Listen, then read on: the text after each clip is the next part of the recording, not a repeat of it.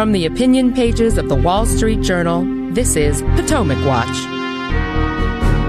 Welcome back to Potomac Watch. I'm joined now by my colleague, editorial board member and columnist Alicia Finley. Alicia's here to chat with us about a new child tax credit proposal from Donald Trump's vice presidential pick, J.D. Vance. Over the weekend, Vance made a tour of the Sunday shows, and one idea that turned some heads was his idea that every American family should get a $5,000 tax credit for every child in their family. Let's listen to what Mr. Vance had to say on CBS's Face the Nation. One of the things that you can do is make it bigger per child. I think we'd love to see it at a higher dollar value. And again, President Trump and I have proposed that. I mean, look, I'd love to see a child tax credit that's $5,000 per child, but you, of course, have to work with Congress to see how possible and viable that is. $5,000. So for those who don't follow tax policy as closely as we do here, the current child tax credit is $2,000. It is started in the late 1990s as a $500 credit, and now we're talking about potentially ending up 10x that here in a couple of years. So we're going to break this down.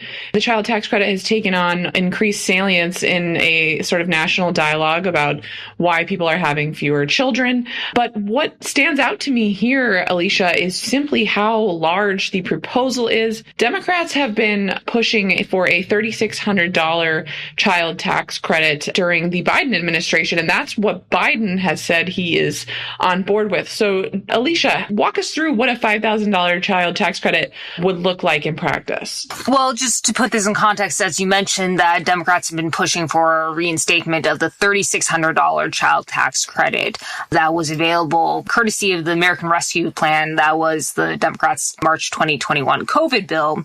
And they would like to reinstate that. But it's interesting, in the Biden budget, it actually only calls for 1 year of reinstatement. And that's because it is enormously expensive, just the increasing the tax credit from the current $2,000 to the $3,600 per kid. And mind you, that includes a phase out at $400,000 of income.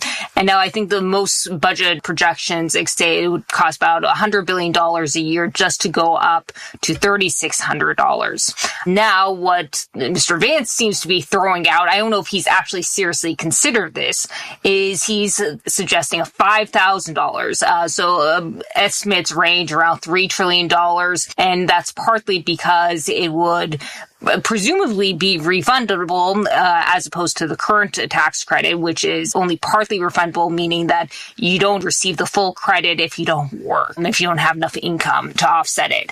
And also, he seemed to be suggesting that he didn't want any kind of income limit, and he wanted to be available for, people making over $1 million. And actually, I thought it was a little strange because he also suggested, well, maybe grandparents should be able to take it too. We shouldn't discriminate based on family structures. And so, again, $3 trillion is probably just the starting point on estimates, and that's over a decade. And put in perspective, the 2017 tax reform was scored at about $1.5 trillion over a decade on a static basis. So this would be at least twice as expensive. And this is just one tax credit. Right. One provision of potential reform costing twice as much as the entire tax reform package of 2017 would be quite significant. Folks listening to this might think, well, families are having a hard time affording things, or it's not as easy to have as many kids as you'd like, or people want more kids, but they feel financially constrained from having them. I want to throw out a couple reasons why I think this proposal is not quite right to address those problems. I mean, one that you were getting at that to underscore is just that there are basically two ways you can set this up.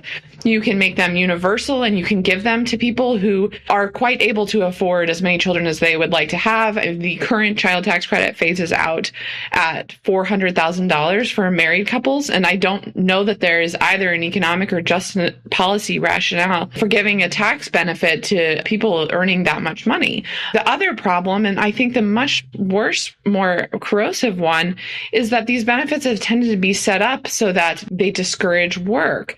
And the way that they do that is through this refundability system that we're talking about, which is that if you don't pay income taxes, you're still eligible for getting a check in the mail. And I'm not sure folks understand that it really is an extension of other types of cash welfare. It's just run through the IRS, and we call it the child tax credit. And some of these programs are set up so that, for instance, when the Democrats did a $3,600 tax credit, you didn't have to earn any income at all to be eligible for the full $3,600. Half of it was paid out in monthly checks.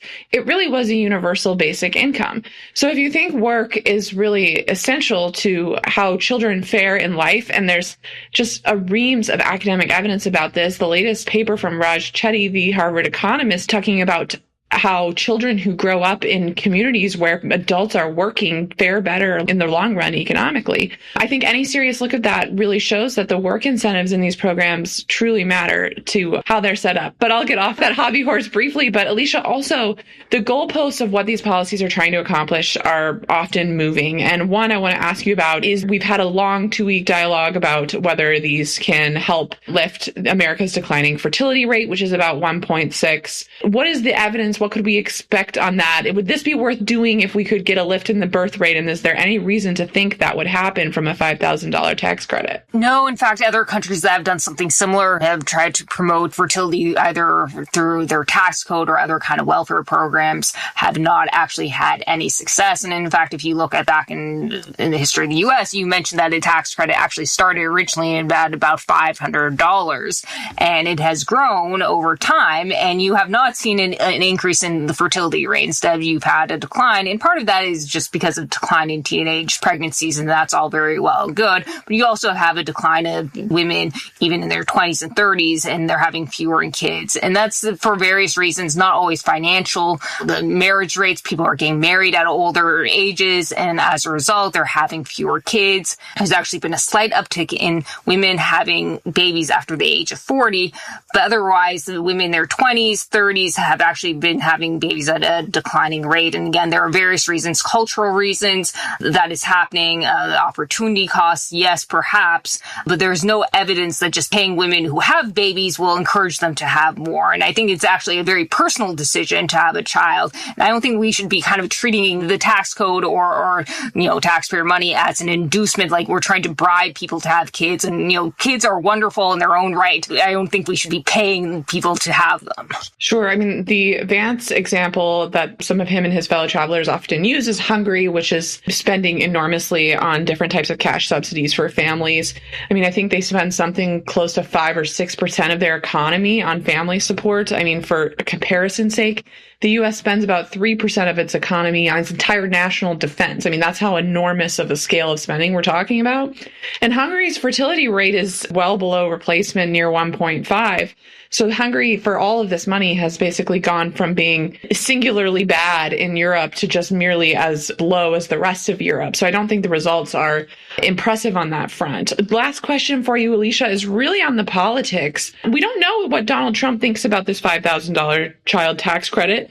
We do know that given your point about it costing $3 trillion, it would make it a lot harder for Trump to maneuver to extend his own tax reform. I mean, the Democrats are going to ask for an expansion of the child tax credit as part of renewing his tax cuts that expire at the end of 2025.